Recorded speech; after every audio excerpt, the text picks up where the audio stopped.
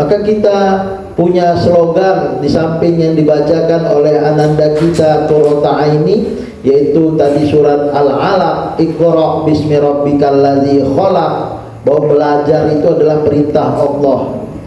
Ibu-ibu yang dirahmati Allah, pelajaran pendidikan di Indonesia terkadang membuat anak didik menjadi miskin. Kita belajar mau jadi miskin atau mau jadi kaya? Kaya lah ya. Kok bisa? Karena salah cara mendidiknya, malah mendidik anak menjadi nakal. Maka kenapa? Karena spiritnya nggak dapat. Belajar itu karena Allah. Allah yang suruh kita membaca Iqra bismi rabbika, belajar dengan nama Allah. Nah, untuk itu ya dia hadir. Nah, di lain visi kita sebutkan Qul huwallahu ahad.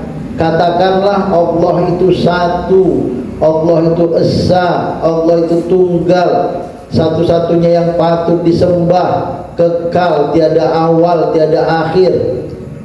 Orang yang tak beriman saja bersungguh-sungguh berhasil, maka kita yang beriman bersungguh-sungguh insya Allah berhasil juga.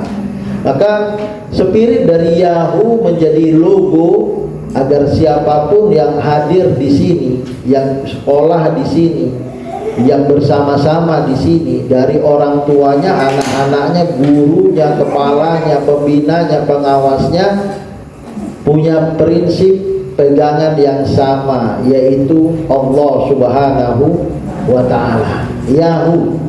Pemahaman Yahoo yang kedua atau Yadia, yaitu singkatan dari Yayasan Duta Inspirasi Al-Quran.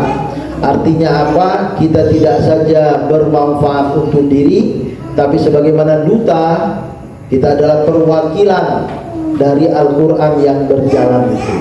Ya. Yang kedua, Allahus Somad. Jadi Qul huwallahu ahad, Allahus Somad. Jadi ketika kita bertuhankan Allah, bukan berarti kita habis-habisan semuanya karena Allah dan kita tidak dapat apa-apa dari Allah. Tidak. Ketika kita sekolahkan anak kita karena Allah, kita bekerja karena Allah, Allah mudahkan urusan kita. Allah mudahkan urusan kita. Hari ini masih 2 lokal, dan 2 lokal ini juga sudah pencapaian yang luar biasa loh. Boleh jadi tahun depan sudah ada 3 lantai. Nah, dari mana rezekinya? Dari Allah. Bagaimana pula kami sekolah di sini, Bapak Pak Prof, serahkan kepada Allah. Mudah-mudahan rezekinya murah, dan kita pun bukan murahan, tapi memang dalam rangka mempermudah.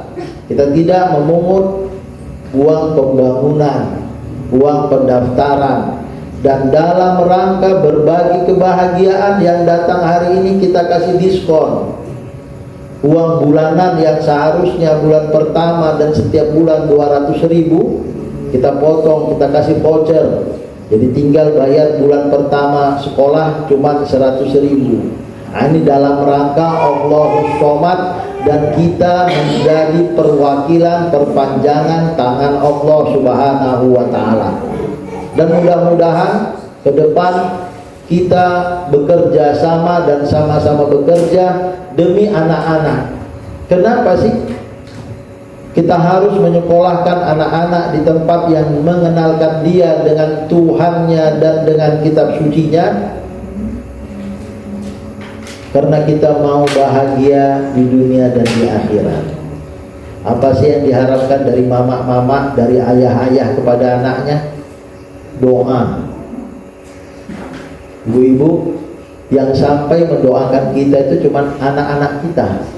Cucu udah gak doakan kita lagi. Rabbil firli wali walidayya. Ya Allah, ampuni dosaku, ampuni dosa mama dan ayahku. Kakek nenek dan gak disebutkannya lagi. Jadi kalau kita sekolahkan anak-anak asal sekolah, dia tak sholat, tak baca Quran, tak pandai berdoa, Gak ada yang mendoakan kita. Jangan harapkan cucu cicit mendoakan kita. Yang disebutkan secara eksplisit nama dalam doa mohon ampun dan kasih sayang adalah ayah dan emak. Maka apa sih ya dia itu? National Plus School. Jadi ini adalah sekolah bernuansa Kemendikbud atau Kemenak plus MDTA plus keterampilan plus bahasa Arab plus bahasa Inggrisnya. Jadi kita sekolah akan sering mempergunakan PDF seperti ini, ada visualisasi seperti ini, dan ada buku yang bisa dipegang dalam bentuk buku panduan atau buku sekolah ya. Active learning. Jadi ya dia dibandingkan dengan sekolah yang lain, ini adalah sekolah di mana murid-murid juga bergerak secara aktif, problem solving, apapun masalahnya Al-Quran solusinya. Saya dosen di Fakultas Dakwah untuk S1, S2 dan S3, menjadikan Al-Quran sebagai panduan harian. Kita mencoba untuk menjadikan anak-anak dekat dengan Al-Quran. Apapun masalah, buka Al-Quran halaman manapun, dia baca Arabnya walaupun agak payah, dia baca terjemahannya pun walaupun agak payah, tapi yakinlah dari terjemahan yang dia baca, dia mendapatkan solusi. Nah, ini adalah baru dalam dunia pendidikan, menjadikan Al-Quran bukan sebagai kitab suci hafalan, tapi kitab suci pemahaman yang diamalkan. Our program sebagaimana yang tadi sudah dijelaskan sedikit, maka dia adalah fun learning, belajar dengan penuh kegembiraan, karena Islam hadir diutus Allah Nabi Muhammad, inna arsalnaka bil haqqi basyira. Nabi Muhammad itu membawa risalah yang benar dengan penuh kegembiraan. Maka belajar Al-Quran itu gembira, bahagia, senang. Anak-anak kalau senang enak, belajar kalau senang dia enak. Al-Quran value, ada nilai-nilai Al-Quran, karakter improvement, ada karakter. Saya dulu SD di Medan, SMP SMA di Gontor. Akhlak Jawa itu luar biasa, agak sedikit halus. Tadi saya agak terlambat karena baru Zoom dengan mahasiswa dengan Fakultas Ekonomi Islam UIN Malang. Wah, santun kali lah bicara orang Jawa itu, ya Allah. Enji Pak, gimana Pak? Baik Pak. Wah, orang Medan gak bisa kayak gitu ya. Tapi paling tidak karakter kebaikan itu universal lah sifatnya, ya kan? Nah, orang Medan katanya anak SD naik meja. Anak SD di Jawa enggak loh. Saya dulu pergi ke Gontor masih suka mutik-mutik bunga, iseng aja ke tangan. Tapi setelah 6 bulan di Jawa sana nggak berani lagi mutik bunga. Ngapain mutik bunga, merusak, nggak ada manfaatnya. Inilah dia karakter improvement, ya, bilingual, dua bahasa. Agak sedikit kita terangkan ya. Fun learning itu apa sih? Great way that gives student meaningful opportunities to apply the language and lower their activities. Flavor is the modest to make learning fun. Jadi bagaimana pembelajaran yang penuh menggembirakan itu membuat anak-anak memaknai kesempatan dia untuk belajar ya. Yang kedua, guru menyampaikan pembelajaran dengan penuh gairah, engaging and fun, penuh dengan semangat, penuh dengan ketertarikan dan penuh dengan kegembiraan, sehingga anak-anak pun more willing to participate and take risk. Jadi sehingga anak-anak senang dan mau ambil risiko. Saya Pak Ustaz, saya. Itu dia. Ini buah dari kegembiraan dalam belajar ya.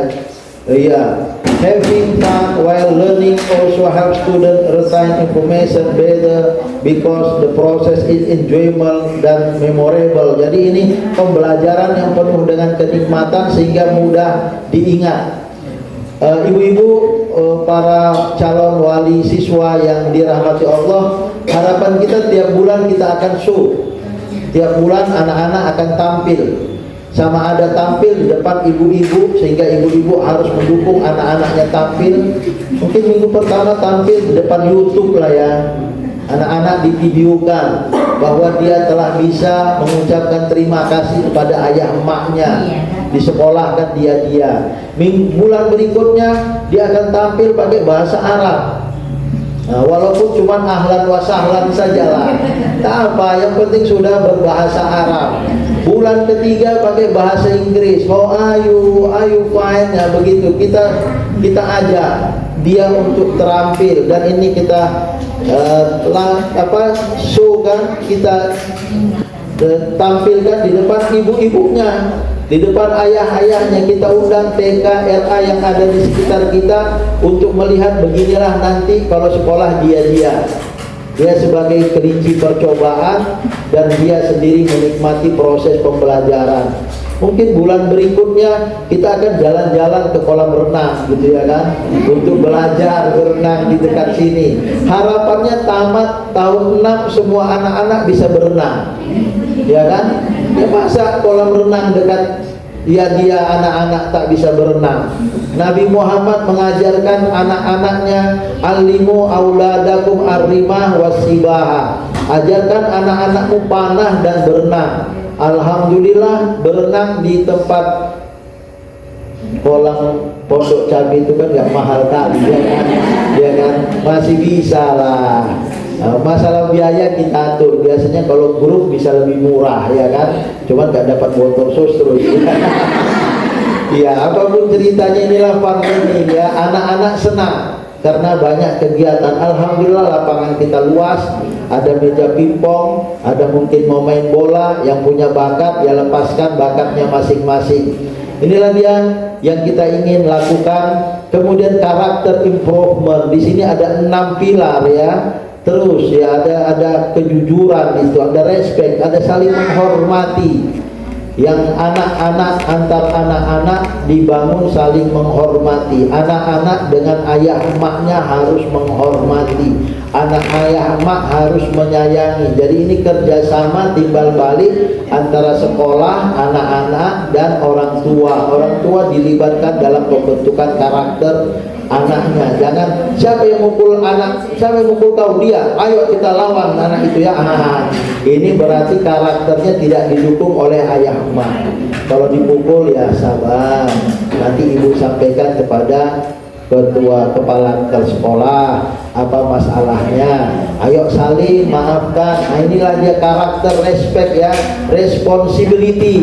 Jadi dibangun rasa tanggung jawab. Kalau memang dia bersalah, Bu Guru saya pecahkan kaca, maafkan saya Bu Guru. Gimana jadinya Bu Guru, sudah pecah tadi main bola nggak sengaja, tendang pula itu kacanya jadi pecah misalnya.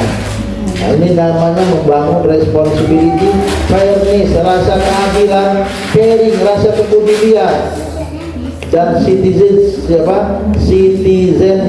rasa kewarganegaraan berbangsa dan bernegara. Kemudian ibu-ibu yang dirahmati Allah, Al-Quran value yang tadi sudah kita sampaikan. Children learn the Quran value to make up their personality and define how they act in the life ya. Jadi membangun karakter pribadinya dari Al-Quran. Selama ini kita hafal surat An-Nas, tapi kita tak tahu makna An-Nas itu apa sih.